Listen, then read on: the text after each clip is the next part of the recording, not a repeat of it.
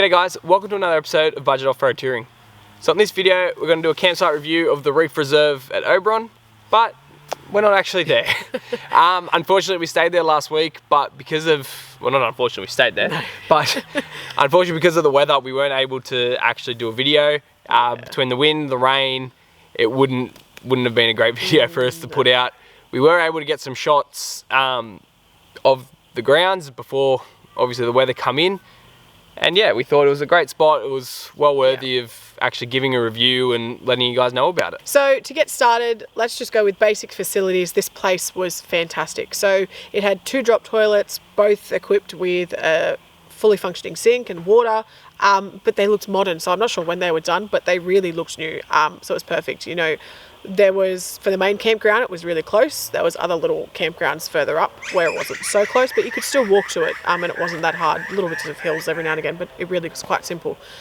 Same thing, they had picnic tables and barbecues. Again, they all looked quite new, so it was really equipped for any sort of setup. You could be like us with a van and you can do everything yourself, or if you just have a tent from Kmart and you want to cook a barbecue on their barbecue and sit down and overlook the dam in Oberon, then it was ready for you to go. Like, people came, we saw a few cars come in and out for, I'm assuming, day trips, because they kind of just came and then left. So there was any cars, like it wasn't hard for for smaller vehicles to get into either. So in terms of facilities, it was pretty darn good. And rubbish bins as well. There was bins around. Yeah. Which is always needed in these sorts of places, especially when they have a bigger range of people. I think for us, we know we take our rubbish with us, but some people, when they have the little cars, you know, they don't, if there's rubbish bins there, they'll just pop it straight in. It's good. So yeah, made sure the campgrounds were nice and clean. Yeah. As Lauren said, it was right on the Oberon Dam. Yeah.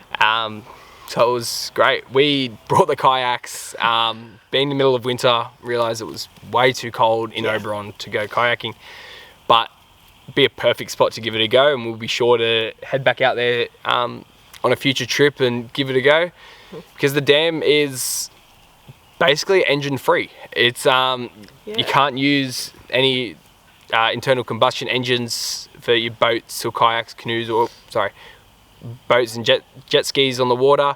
So it's basically just for kayaks and canoes to plotter along, and yeah, plenty of space and big nice spot to venture out on the day trip. Yeah. And yeah, had its own boat ramp, so it's easy just to drive on, drop your kayaks off, park the car, and away you go. Head off. Yeah. So the campground itself is 2-wheel drive, accessible to the main site. As Lauren said, it's wide open. There's a fair bit of space on the main campground itself towards all the facilities and near the boat ramp. A few of the other campsites spread around, depending on the weather, but a 4-wheel drive is probably best. When we were there, it was a bit muddy, so I had to go into 4-wheel drive to get the van onto some of the little side campsites.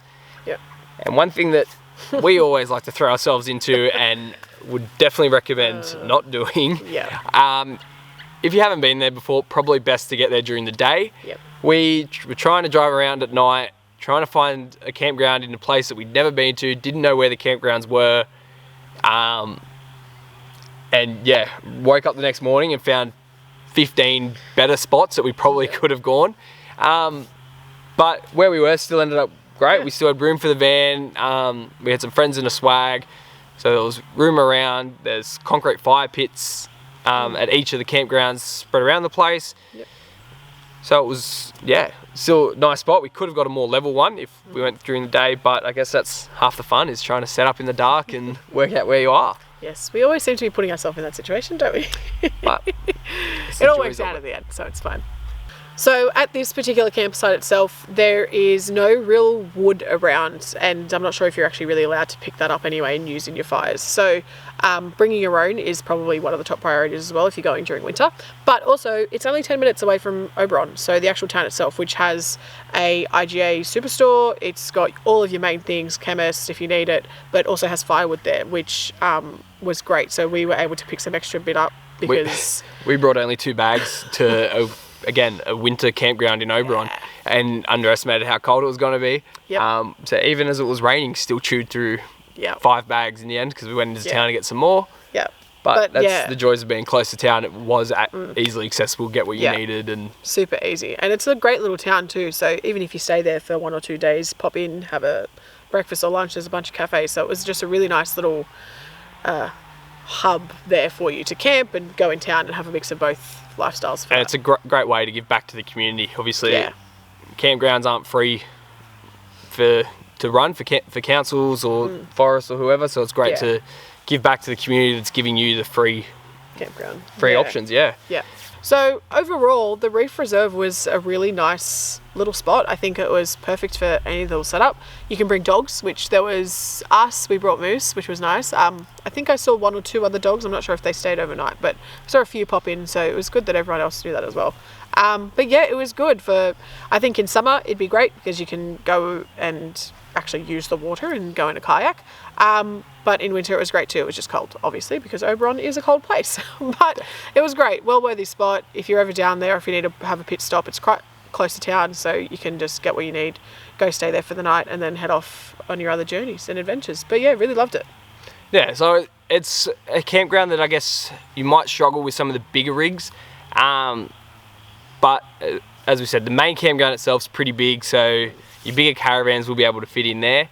But it's just something to keep in mind. You'll be able to find somewhere to set up, but there's not too many options for those larger caravans. But yeah, we loved it. We'll be sure to head back and spend some more time there. So I hope you guys enjoyed this campsite review. We would have loved to be giving you this video from Oberon itself.